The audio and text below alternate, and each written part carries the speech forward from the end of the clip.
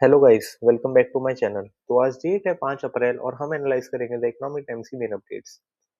Front page पर first update है। Oil ministry ने सैटरडे कहा कि इंडियन रिफाइनर्स ने ईरान से क्रूड सिक्योर किया है एंड साथ ही कहा कि भारत कोई पेमेंट हर्डल नहीं फेस कर रहा है।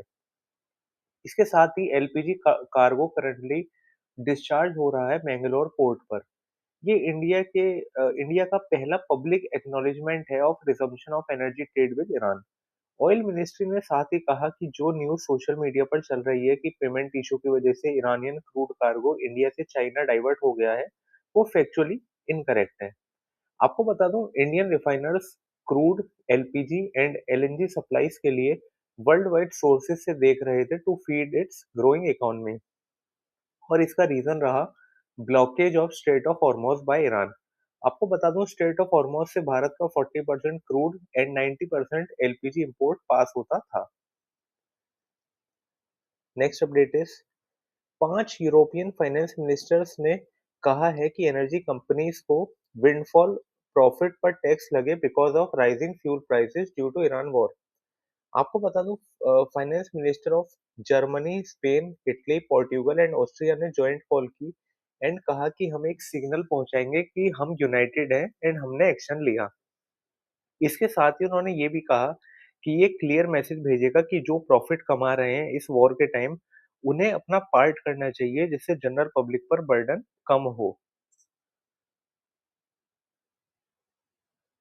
Next update is, American pilot की खोज जारी है after 2 airplanes went down. Donald Trump ने सैटरडे सोशल मीडिया पर अपने 10 दिन की सीज फायर को रेफरेंस देते हुए लिखा, time is running out, 48 hours before all hello rain down on them. Next update is, private city gas distributors ने सीएनजी के प्राइस ₹1 से लेकर ₹4 पर केजी बढ़ा दिए हैं। अदानी गैस ने सीएनजी प्राइस ₹1.5 पर किलो बढ़ा दिया है गुजरात में, एंड टोरेंट गैस ने ₹2.5 पर केजी बढ़ा दिया है राजस्थान में। हालांकि इंद्रप्रस्थ जो कि दिल्ली एनसीआर में है, उन्होंने अभी ऐसा कोई डिसीजन नहीं लिया है हाइक करने का।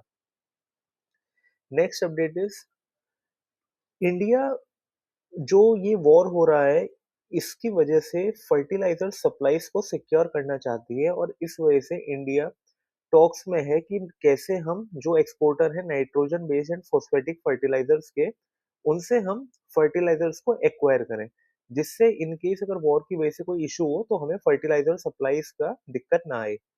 इस वक्त भारत की जो बातचीत चल रही है उससे उम्मीद है कि Russia, Morocco, Egypt, Belarus and Jordan से फर्टिलाइजर सप्लाई इंडिया में बढ़ेगी।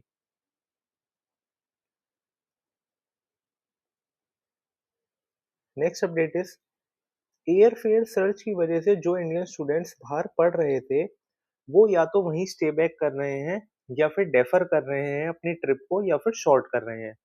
आपको बता दूं, जर्मनी का ट्रिप इस वक्त कॉस्ट कर रहा है 1.2 lakhs after avoiding Dubai. India US का रिटर्न फेयर जंप कर गया है फ्रॉम 90,000 टू 2 से 3 लैक्स। यूएस कनाडा फेयर 20 से 30% बढ़ा है, एंड यूके यूरोप 15 से 25% बढ़ा है।